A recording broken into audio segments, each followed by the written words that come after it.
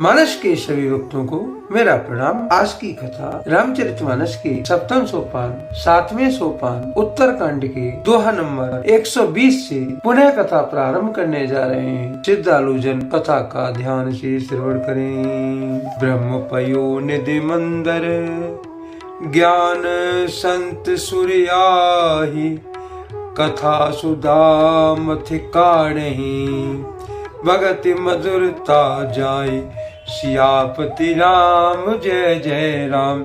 मेरे प्रभु राम सीता राम। प्रभु की कृपा भये सब काजू जन्म हमार सुफल आजू। तुलसीदास जी इस दोहे का भावार्थ इसका रस्ते ब्रह्म वेद समुद्र है, ज्ञान मदराचल है और संत देवता हैं जो उस समुद्र को मत कर कथा रूपी अमृत निकालते हैं जिसमें भक्ति रूपी मधुरता बसी रहती है।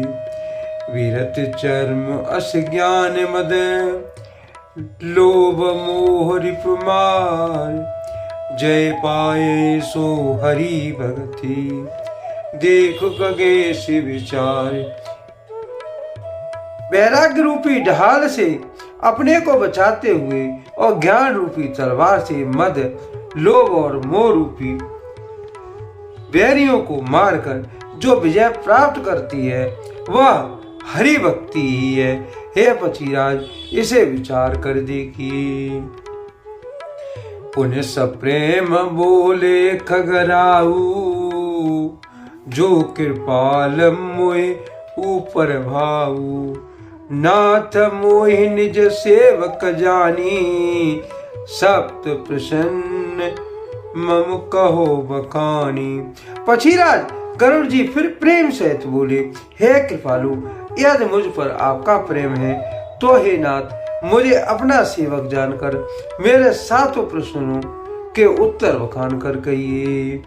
प्रथम मही कहे ओ नाथ मति धीरा सब ते दुर्लभ कवन शरीरा बड़ दुख कवन कवन सुख भारी सोई संचेप कहूँ विचारी। हे नाथ हे धीर बुद्धि वाले पहले तो ये बताइए कि सबसे दुर्लभ कौन सा शरीर है, फिर सबसे बड़ा दुख कौन है और सबसे बड़ा सुख कौन है, यह भी विचार कर संक्षेप में कहिए। संत या संत मरम तुम जानो तिन कर सहज स्वभाव बखानो कवन पुण्य श्रुति विदिति विशाला कहो कवन अध परम कराला। संत और असंत का भेद आप जानते हैं, उनके सहज स्वभाव का वर्णन कीजिए। फिर कहिए कि कृतियों में श्रुतियों में सबसे प्रसिद्ध महान पुण्य कौन सा है और सबसे महान भयंकर पाप कौन सा है। मानस रोग कयो समझाई तुम सर्वज्ञ कृपा अधिकाई तात सुनो सादर अति प्रीति मैं संक्षेप कहूँ ये नीति। फिर मानस लोगों को समझ कर कहिए, आप सर्वज्ञ हैं और मुझ पर आपकी कृपा भी बहुत है। काकभूषण जी ने कहा, हे तात अत्यंत आदर और प्रेम के साथ सुनिए, मैं यह नीत संक्षेप में कहता हूँ। नरतन समनय कवन हूँ देही जीव चराचर जात चतुर्तेहि नरक स्वर्ग अपवर्ग निशेनी ज्ञान विराग भगत शुभ देनी। मनुष्य शरीर के समान कोई भी शरीर नहीं है, चर अचर सभी जीव उसकी याचना करते हैं। यह मनुष्य शरीर नरक स्वर्ग और मोक्ष की सीढ़ी है तथा कल्याणकारी ज्ञान वैराग्य और भक्ति को देने वाला है। सूतन धरे हरे बजे न जे नरे होए विषयरत मंद मंद तर, कांच की रची बदले तेले ही, करते डारे परस मन देही। ऐसे मनुष्यों शरीर को धारण प्राप्त करके जो भी लोग श्री हरि का भजन नहीं करते और नीच से नीच विषयों में अनुरक्त रहते हैं, वे पारस मणि को हाथ से फेंक देते हैं और बदले में कांच के टुकड़े ले लेते हैं। नहीं दरिद्र सम दुखो जग माही, संत मिलन सम सुख जग नाई। पर उपकार वचन मन काया, संत सहज स्वभाव खगराया। जगत में दरिद्रता के समान दुख नहीं है और संतों के मिलन के समान जगत में सुख नहीं है। और हे पक्षीराज, मन वचन और शरीर से परोपकार करना यह संतों का सहज स्वभाव है। संत सहे दुख परित लागी, पर दुख हेतु असंति अवागी। भूर्ज तरु सम संत कृपाला, परिति नीत से विपत्ति विशाला। संत दूसरों की भलाई के लिए दुख सहते हैं और अभागे असंत दूसरों को दुख पहुंचाने के लिए। कृपालु संत भोज के वृक्ष के समान दूसरों के हित के लिए बाहरी विपत्ति सहते हैं। सन एव खल पर बंधन करही, खाल कड़ाए विपत से मरही। खल बिन स्वार्थ परे अपकारी, ये मूसक यव सुनि उर्गारी। किंतु दुष्ट लोग सन की भांति दूसरों को बांधते हैं और उन्हें बांधने के लिए अपनी खाल खिंचवा कर विपत्ति से कर मर जाते हैं।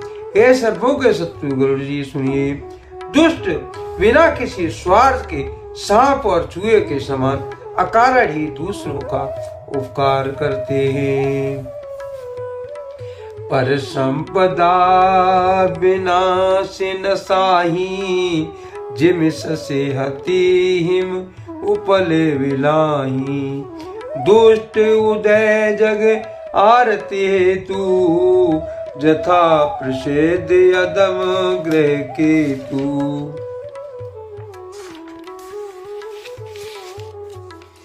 वे पराई संपत्ति का नाश करके स्वयं ही नष्ट हो जाते हैं, जैसे खेती का नाश करके ओला स्वयं ही नष्ट हो जाता है। दुष्ट का विद्य उन्नति प्रसिद्धि अधम ग्रह केतु के उदय की भांति जगत के दुख के लिए होती है। संत उदय संतत सुखकारी, विश्व सुखद जिम इंद्र तमारी। परम धर्म श्रुति विदिति अहिंसा, पर निंदा समवैन गिरीसा। और संतों का अवैध सदा ही सुखकारी होता है, जैसे चंद्रमा और सूर्य का उदय विश्व भर के लिए सुखदायक है। वेदों में अहिंसा को परमो धर्म माना गया है और पर निंदा के समान बाहरी पाप नहीं है। हरि गुरु निंदक दादुर होई, जन्म सहस्त्र पावत न सोई। दुज निंदक वो नरक भोग करे, जग जनमय बायस शरीर धर। शंकर जी और गुरु की निंदा करने वाला मनुष्य अगले जन्म में मेढक होता है और वो 1000 जन्मों तक मेढक का शरीर ही पाता है। ब्राह्मणों की निंदा करने वाला व्यक्ति बहुत से नरक भोग कर फिर जगत में कोय का शरीर धारण करके जन्म लेता है। सुरश्रुति निंदक जे अभिमानी, रौरव नरक परेते पानी। होए उलूक संत निंदारत, मोहिन सा प्रिय ज्ञान भानुगत। जो अभिमानी जीव देवताओं और वेदों की निंदा करते हैं, वे रौरव नरक में पड़ते हैं। संतों की निंदा में लगे हुए लोग उल्लू होते हैं, उन्हें मोह रूपी रात्रि प्रिय होती है और ज्ञान रूपी सूर्य जिनके लिए बीत गया अस्त होता रहता है। सबकी निंदा जे जड़ करही, ते चमका दुर होए अब तरही। सुनहो तात अब मानस रोगा, जिन ते दुख पावे सब लोगा। जो मूर्ख मनुष्य सबकी निंदा करते हैं, वे चमगादड़ होकर जन्म लेते हैं। हे तात अब मानस रोग सुनिए, जिनसे सब लोग दुख पाया करते हैं। मोह सकल बांधे कर मूला, थिनते पुण्य उपजे बहुसूला।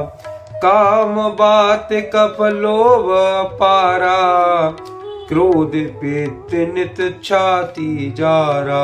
सब रोगों की जड़ मोह अज्ञान है। उन व्याधियों से फिर और बहुत से सूल उत्पन्न होते हैं।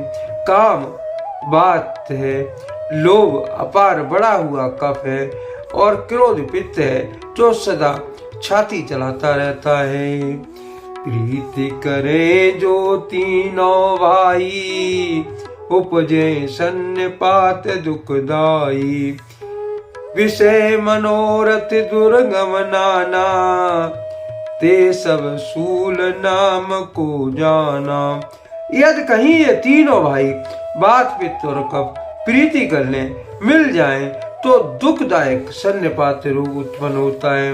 कठिनता से प्राप्त पूर्ण होने वाले जो विषयों के मनोरथ हैं, वे ही सब सूल कष्टदायक रोग हैं। उनके नाम कौन जानता है? वो बहुत हैं। ममता दादु कंडु ईर्षाई, हरस विषाद गिरे बहुताई। पर सुख देख जरन सोए छई, कुष्ठ दुष्टता मन कुटिलई। ममता दाद है, ईर्षा डाह खुजली है, हर्ष विषाद गले के रोगों की अधिकता है। पराये सुख को देखकर जो जलन होती है, वही छई है। दुष्टता और मन की कुटिलता ही कूड़ है। अहंकार अति दुखद डमरुआ, दम कपट मद मान नेहुरुआ। तृष्णा उदर विद्धि अति भारी, त्रिविदेशना तरुण तिजारी। अहंकार अत्यंत सुख देने वाला डमरू गांठ का रोग है। दम कपट मद और मान निरहुआ नसों का रोग है। तृष्णा बड़ा भारी उदार बिंद जलीदार रोग है। 3 प्रकार के पुत्र धन और मान की प्रबल इच्छाएं प्रबल तिजारी है। जुगु विद ज्वर मस्तर अविवेका, कहे लगे कहो को रोग अनेका। मत्सर और अविवेक 2 प्रकार के ज्वर हैं। इस प्रकार अनेकों बुरे रोग हैं, जिन्हें कहाँ तक कहूँ। एक व्याधि बस नर मरे, ते असाधि बो व्याधि। पीड़े संतत जीव कहो, सो किम लय समाधि। सियापति राम जय जय राम, मेरे प्रभु राम सीताराम। प्रभु की कृपा भये सब काजू, जन्म हमार सुफल आजू। तुलसीदास जी इस दोहे का भावार्थ इस कारण रखते हैं। एक ही रोग के बस होकर मनुष्य मर जाते हैं, फिर तो ये बहुत से असाध्य रोग हैं। ये जीव को निरंतर कष्ट देते रहते हैं। ऐसी दिशा में वह समाधि शांत को कैसे प्राप्त करें? आज के लिए कथा का यही पर विराम दिया जाता है। यदि मुझसे पढ़ने में कोई त्रुटि हो गई हो तो राम सेवक जानकर मुझे क्षमा करें। यदि आपको रामचरितमानस की कुछ भाव पंक्तियां अच्छी लगी हो तो कमेंट में जय श्री राम अवश्य लिखें और अपने प्रिय मित्रों को कथा का शेयर कीजिए। धन्यवाद। जय श्री राम।